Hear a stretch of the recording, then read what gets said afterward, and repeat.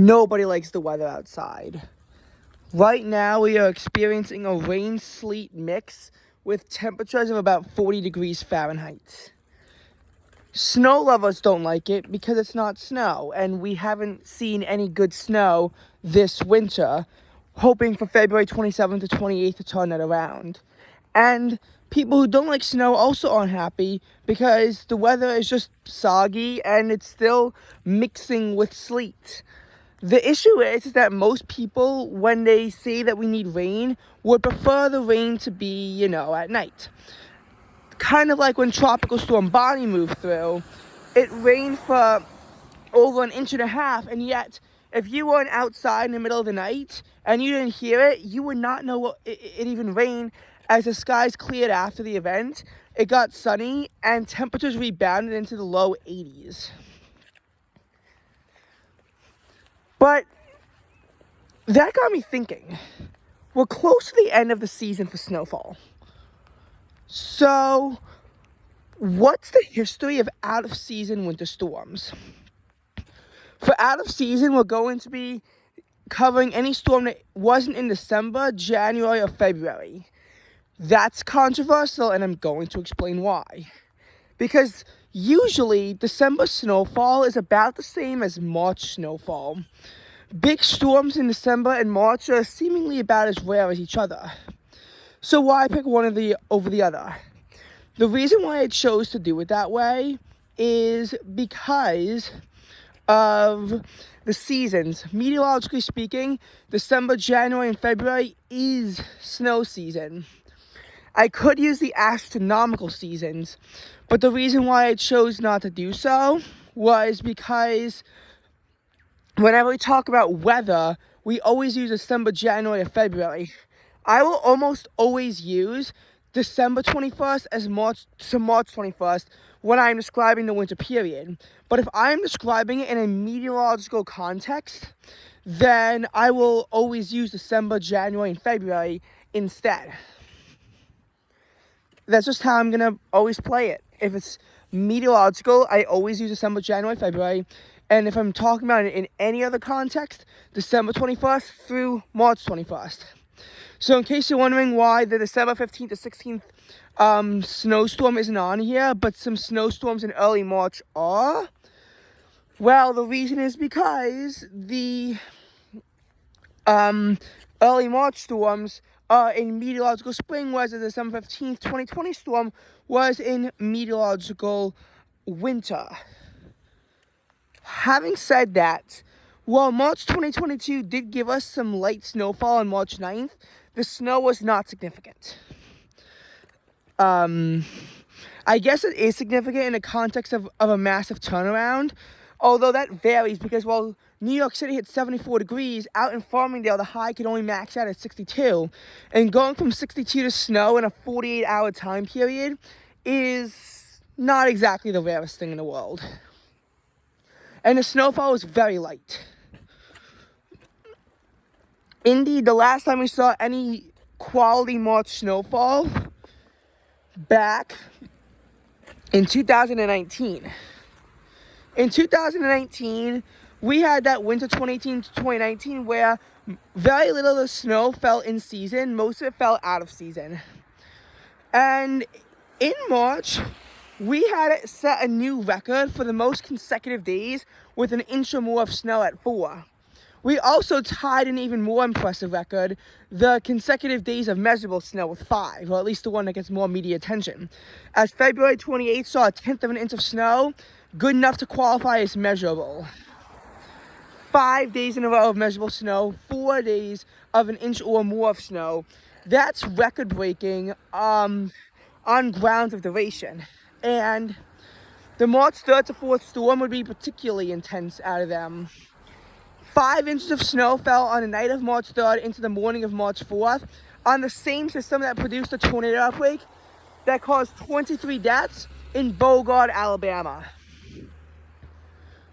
Usually snow amounts were lessened by the coast, but the further north we went, the more snow you got closer to the coast anyway.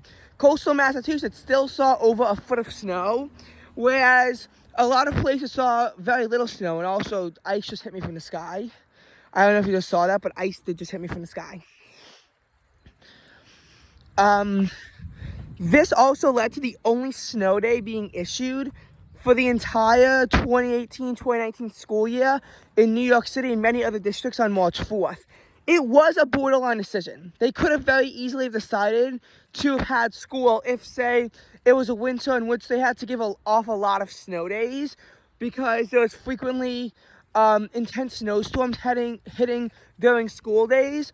But because it was questionable and because it was their first snow day and because they figured it was unlikely that they would need another snow day, they decided to give off. And if they didn't need another snow day, it really would have only have been one more. So that's why the call was made to have allowed them to have used a snow day. They didn't have to, but they chose to be nice. But November 15, 2018, there was no snow day issued. That snowstorm was actually a lot more crippling to the New York metro area, despite only 6.4 inches falling, which is actually more but less in the context of the giant snowy period. It was the earliest snowfall of 6 inches or more in the New York metro area, and it became the largest November snowstorm on record at John F. Kennedy International Airport. In the storm, we pretty much saw a forecast of very light snow turn into essentially the city falling to its knees. There was a bad accident on the George Washington Bridge that shut it down, that led to a catastrophic cascading event that led to people spending up to 10 hours commuting from home. New Jersey saw 555 car crashes, one of which turned fatal. There were actually 11 deaths in total in this winter storm, and over 190,000 people lost power in total, breaking records from, say, the earliest measurable snowfall on record in Monroe, Louisiana, to the earliest 6-inch snowfall in New York, to record lows in places like Messina, or Montpelier, or Bangor, or Caribou. What made the storm so bad was also temperatures got lower than expected. Snow began falling when it was 36 degrees, but began picking up and temperatures did slide down to 28 degrees before they eventually rose to 36. This delayed the changeover to rain for several hours, and the city, not prepared to handle the storm, couldn't keep up. Snow was falling at 1 to 2 inches per hour, as keep in mind the bulk of that snow fell in 4 hours before changing over to rain. There were meteorological signs that snow was likely, such as the fact that the dew point in the morning was in the upper teens. So they should have figured that if there was going to be precipitation, it was going to be snow. And that drop down to 28 should have been expected, but it wasn't. Nobody thought it was going to get down that cold, which therefore led to a horrifying response. Oh, and a lot of trains were also shut down. This was a really bad storm that could go down in New York City history. However, the snow was all gone by November 17th, most of it gone by the morning of the 16th. So, as a result, it might not go down in New York City folklore. 2018 also saw numerous other out-of-season snowstorms. April 2nd, for example, became the city's largest April storm for snow since 1982. Temperatures never dipped below freezing during this event, but 5.5 inches still piled up, mainly due to snow falling at up to 2 inches per hour from 5 a.m. to 10 a.m. The fact that it started at 5 a.m. is also important because the sun was not up. As the sun gets higher and higher in the sky throughout these months, you begin to see that snow kind of has to fall during the overnight hours, which, by the way, shrink and shrink and shrink. That's why March snowstorms are more about the timing, and they almost always start at night. They might be big, but they almost always start during the night. And then, during the day, you'll see them pick up. They almost never start during the day, unlike a November or even October snowstorm, which can pretty much begin whenever they want, because the sun is a lot lower, even in late October, than it is in, say, early March. late October sunlight is comparable to that of mid-February. And one thing that you should learn about this is that you need to always be on guard, even in April, for snow, and you shouldn't let your hopes down that we could still see a big storm in April. That being said, 5.5 inches of snow piled up. By 3 p.m., it was all gone, and temperatures warmed back to the mid-40s, which was still not nearly as warm as the 60 degrees that we had on Easter Sunday. Following a chilly March, we had a nice Easter, but then snow. March would also add 2 storms to our list. March 21st to 22nd was after the spring equinox. And it dumped 8.4 inches of snow with over a foot falling in, with over a foot falling in most of the metro area. This pushed Islip to their snowiest ever March. I cannot speak today. Make sure you continue to watch. Subscribe to the channel in case you want to see more of me not knowing how to talk and walking in sleet or whatever crappy weather conditions there are. There's a lot of entertainment to be found on this channel. So that storm was the worst of the 4 March nor'easters as the temperature dropped below freezing. The thing is that we're only going to be talking about 2 of the 4 March nor'easters because 2 of them weren't as notable. Now, I'd love to talk about the numerous nor'easters that have battered New York City, but I was forced to limit myself down to the ones that dumped snow. I couldn't include storms that brought rain to the city because rain is not snow. There have actually been numerous nor'easters that have battered the city that have brought rain, mostly the October and April nor'easters that brought mainly rain instead of snow. But we're talking about out-of-season winter storms. We're not just talking about notable nor'easters, because I'm going to tell you something. There have been nor'easters in late May. There have been nor'easters in June. We even see nor'easters during the summer and in September. But seeing nor'easters does not mean there's going to be any kind of snow. And in case you're wondering about why I didn't talk about May 9th, 2020, yes, it was notable in the essence that it was New York City's latest choice of snow on record. The other problem is that it was only a trace of snow. Accumulating snow was few and far between and did not occur close to the I-95 corridor. There was some accumulating snow out near Glen Cove, but that is not an official NWS measuring station. And even if it was, I don't think I'd include it because record-breaking May snow is like May snow in general. Because as you see, it does not snow very often in May, so when it does, May becomes a very snowy month. That is why it chose not to include May 9th, 2020. Spam the comments all you want if you want to see more about it. There's not that much to talk about. It was one record. So, the other March snowstorm that I want to mention is March 7th. Thunder snow was confirmed in New York City. I saw thunder snow myself at about 6:50 p.m. Only 3.2 inches of snow fell, despite 1.4 inches of liquid precipitation.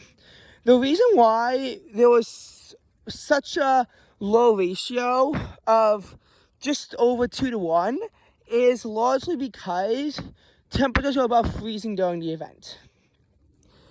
Some areas received up to 2 feet of snow, and I personally saw 6 inches of snow because the ratios were just a lot less dense.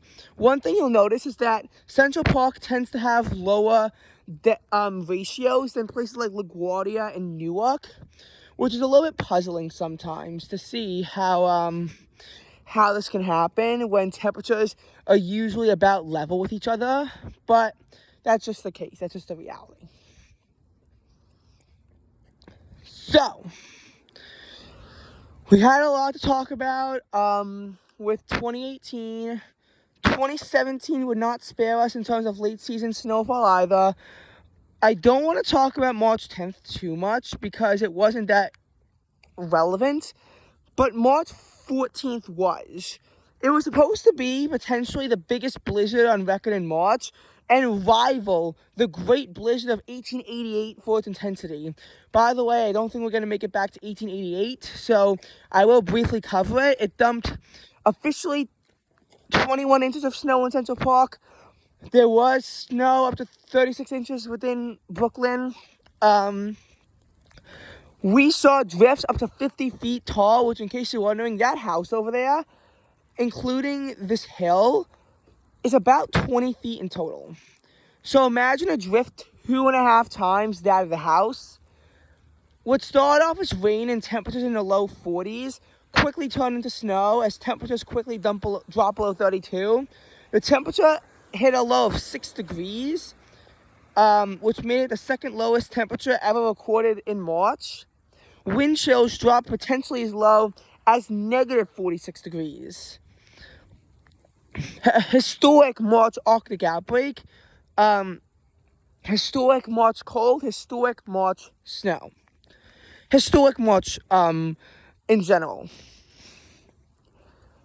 And this blizzard of 2017 was trying to tie that.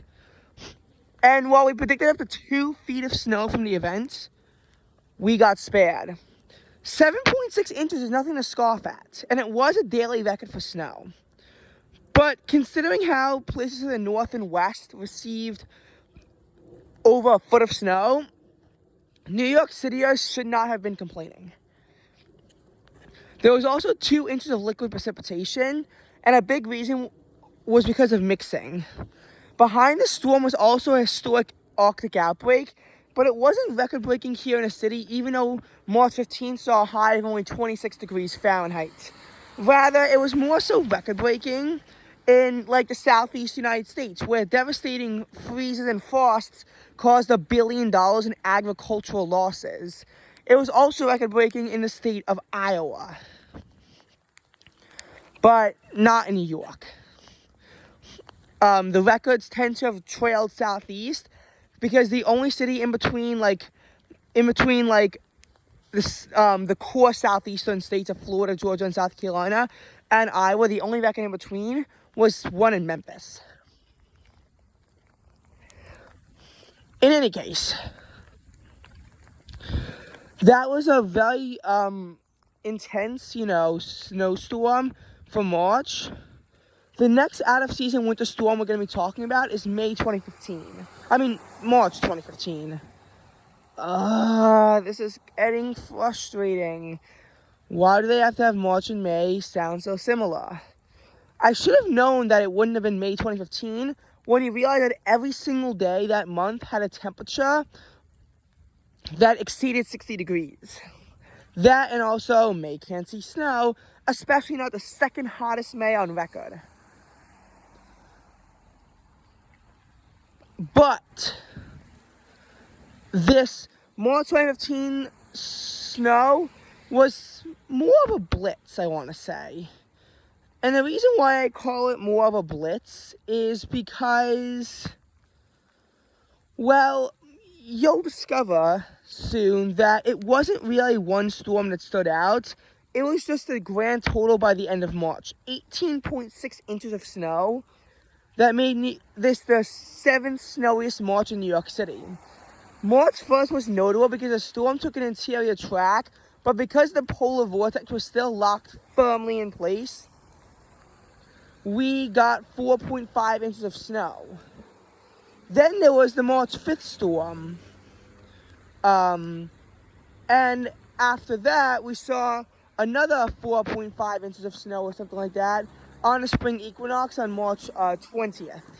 So winter reasserted itself despite it being spring. 2015 was a very weird weather year because the year started off cold, especially in February, but lingered into March. But after that, the year really turned on a mild note. April was a bit of a transition between the warm conditions of the rest of the year and the lingering cold behind it. We saw a second warmest May. Then there was a bit of a grace period as June was slightly below average. But we saw a very warm July and August. August becoming the 5th warmest on record. September becoming the absolute hottest on record. October was only barely above average. And then we saw our second warmest November and a record-smashing December in terms of warmth. And that warmth would linger into 2016, resulting in every month being above average, or at least using those normals being above average. Now, some months in 2016 would fall below average. And I think that one of the things about the winter storm in March 2017, or maybe the first one even, was that it helped bring an end to those balmy conditions, and it helped set us back into a weather reality that we're more or less used to now, of most months being above average, some months falling below. We do have to understand the lingering chill of 2014, though, and what it has done to our area. Speaking of 2014, were there any real out-of-season storms? The answer, not really. November 2014 was kind of a joke in terms of snow.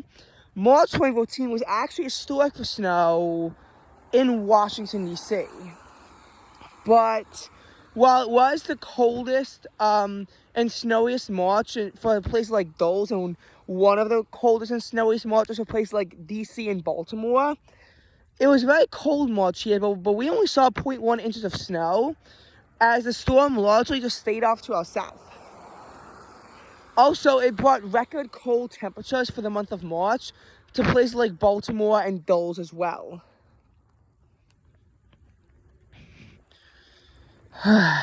Okay. So, as far as November 2013 went, that had an Arctic outbreak that locally was actually more significant than the November 2014 Arctic outbreak. We saw a day that had a record cold high temperature of 30 degrees late in the month. What is going on over there? That's a little bit scary. But that being said, there was no real snow in it during that. The most recent big out-of-season winter storm was the November 2012 nor'easter. It was New York City's earliest storm of 4 or more inches, and the 8 inches in Bridgeport pushed us to become the biggest November snowstorm on record in Bridgeport. This came just a week after Hurricane Sandy, which did dump record October snow in places like Mount LeConte and other parts of the Appalachians, but did not bring anywhere near record snow out to our area. As a matter of fact, temperatures were in the somewhat balmy 60s during this event, as New York City was about to get torn to pieces. This November 2012 storm worsened the effects of Sandy and made it harder for communities in need to recover from it, and the air was sufficiently cool in place in order to allow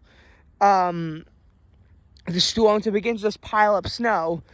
Many people lost power because leaves were still on the trees if they weren't blown down by Sandy, and power lines were weak after having dealt with Sandy. So it was a really stressful time. Power outages jumped by about 43,000 people, and it was just a really bad nor'easter, the one in November 2012. And it came at such an unfortunate timing too. Another bad out-of-season storm was October 2011. Again, all the leaves were still on the trees, and while only 2.9 inches of snow fell in Central Park, that was enough to destroy 1,000 trees due to the weight of the snow. In Connecticut, this surpassed Hurricane Irene from just 2 months earlier to become their biggest power outage disaster on record. By the way, Irene was in late August, so no snow there. The only place east of the Mississippi that can see snow in August is Mount Washington. Now, as far as the nor'easter went, it was record October snow for the New York metro area. The first ever accumulating snow and ice slip in the month of October. They actually only saw about an inch because there were lesser amounts further out east, similar to March 2017. It was worse further inland, but I gotta say, You want to laugh at 2.9 inches, do that all you want, but don't laugh at it in October or November. Laugh at it in the middle of winter. And also don't laugh at it considering that we've only seen 0.4 inches of snow at all this winter. Now, before this, there weren't really that many really significant snowstorms to be talked about. There just wasn't a lot of stuff going on. Very minimal snow at all before this. And what we also have to recognize at this point is that our records for monitoring snow actually get a lot poorer. Weather data is a lot worse. Even 10 years back, we don't have enough information to readily convey this information. I do think that it's worth talking about something like, the Easter blizzard of 1982, because it dumped 9.6 inches of snow in Central Park, and it led to the Yankees having to delay their season for 5 days due to the snow. The high temperature of 30 degrees on April 7th in the aftermath of the storm tied for the coldest high temperature in April and was the latest date for a sub-freezing high. But we saw even more snow in April on 2 occasions before that. So that April 2nd, 2018 storm was noteworthy, but it was not historic for the time period of April. Had it occurred in late April, then yes, it would be more historic. Okay, so that was an interesting weather video. I wanted to make it so that we could, begin to discuss our options for snow after the season ends, our very sad snowfall season. It's not a guarantee, and I never said it was, but it can happen, and it could be like either a trick or a treat, depending on how you look at it.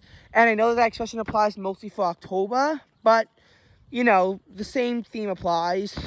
And again, if you want to yell at me for including March but not December, go right ahead. I could make a video where we focus on it outside of the meteorological seasons, but you're going to see more of an autumn-heavy experience. Although we haven't really seen that many bad December snowstorms for a while here either. So